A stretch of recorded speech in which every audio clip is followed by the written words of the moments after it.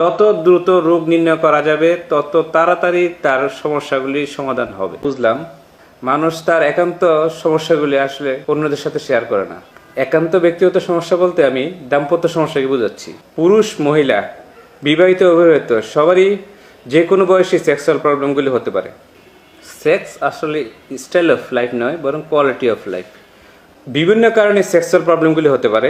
Biological সমস্যাগুলি হচ্ছে হার্টের সমস্যা, হাইপারটেনশন, ডায়াবেটিস, সেক্স হরমোন যেমন টেস্টোস্টেরন, ইস্ট্রোজেন, প্রজেস্টেরনের হ্রাস বৃদ্ধি, থাইরয়েডের সমস্যা ইত্যাদি কারণে সেক্সুয়াল প্রবলেমগুলি হতে পারে। এছাড়া একটি বড় অংশ সেক্সুয়াল প্রবলেমগুলি হয় সাইকোলজিক্যাল কারণে, যেমন নিউরোটিক পার্সোনালিটি অর্থাৎ দুশ্চিন্তা প্রবণ ব্যক্তিত্ব, পারফরমেন্স অ্যাংজাইটি, সেক্সুয়াল ক্ষমতা সম্পর্কে নিজের আত্মবিশ্বাসের অভাব, ভয়ভীতি, স্বামী স্ত্রীর দ্বন্দ্ব। এছাড়া সেক্স সম্বন্ধে সমাজের ধারণা, দৃষ্টিভঙ্গি, পাবলিক পারসেপশন ইত্যাদি কারণে সেক্সুয়াল প্রবলেমগুলি হতে পারে। তবে সোশ্যাল স্টিগমা বা স্কিমার কারণে রোগীরা সাধারণত এই সমস্যাগুলি অন্যকে বলতে চায় না। আবার আমরা ডক্টররাও আসলে রোগীদের এই সম্বন্ধে জিজ্ঞেস করি না। তাহলে এই সমস্যাগুলির চিকিৎসা কি? এতে ঘাবড়ানোর বা ভয় পাওয়ার আসলে কিছু নেই। খুবই স্বাভাবিকভাবে এর চিকিৎসা হয় এবং আপনি সম্পূর্ণ ভালো হয়ে যাবেন। বায়োলজিক্যাল হচ্ছে ওষুধ, কিছু ওষুধ ইউজ করা হয়। সাইকোলজিক্যাল আমি বলেছি যে সাইকোলজিক্যাল হচ্ছে সেক্স থেরাপি একটি পার্ট, আর সোশ্যাল হচ্ছে social support, social education, social awareness গঠিত করা, যাতে সমাজের মানুষগুলি সেক্স সমস্যাকে একটা বৈজ্ঞানিক সমস্যা হিসেবে মনে করে এবং এই জন্য দ্রুত ডাক্তারের পরামর্শ নেয়। আসুন জানি সেক্স থেরাপিটি আসলে কি। সেক্স থেরাপি হচ্ছে এক বিশেষ ধরনের সাইকোথেরাপি।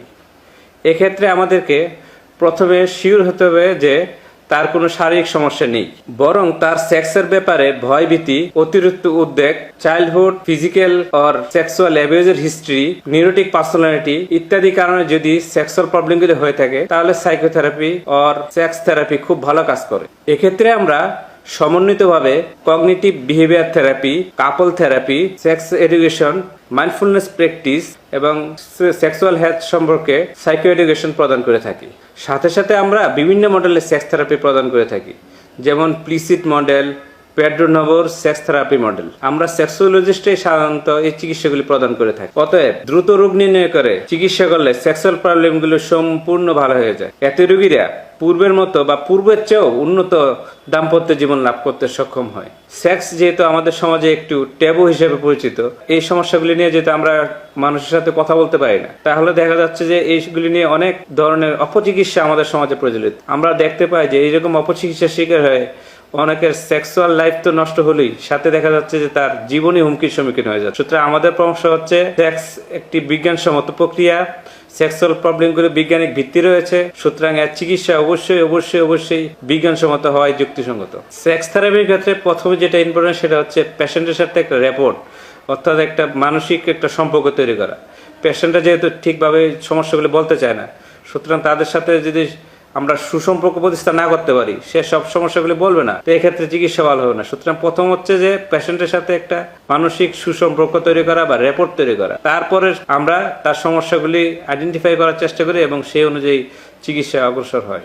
সেক্স থেরাপির ডিউরেশন পূর্বে থেকে অনুমান করা কঠিন। এক্ষেত্রে পেশেন্টের নলেজ এবং পেশেন্টের কমপ্লায়েন্স, অর্থাৎ পেশেন্ট চিকিৎসার সাথে কতটুকু লেগে থাকলো ওইটার উপরে তার থেরাপি সেশনগুলি নির্ভর করে। তত দ্রুত রোগ নির্ণয় করা যাবে, তত তাড়াতাড়ি তার সমস্যাগুলি সমাধান হবে। সমস্যা আসলে হতেই পারে, এটা একটি স্বাভাবিক প্রক্রিয়া। এটা নিয়ে লজ্জা পাবার বা ভয় পাওয়ার কোনো কারণ নেই। আপনি যদি আপনার পরিচয় গোপনও রাখতে চান, রাখবেন, তাতে আমার কোনো সমস্যা নেই, বরং সমস্যার সমাধান করাটাই আমার কাজ। সেবা নিন, সুস্থ থাকুন।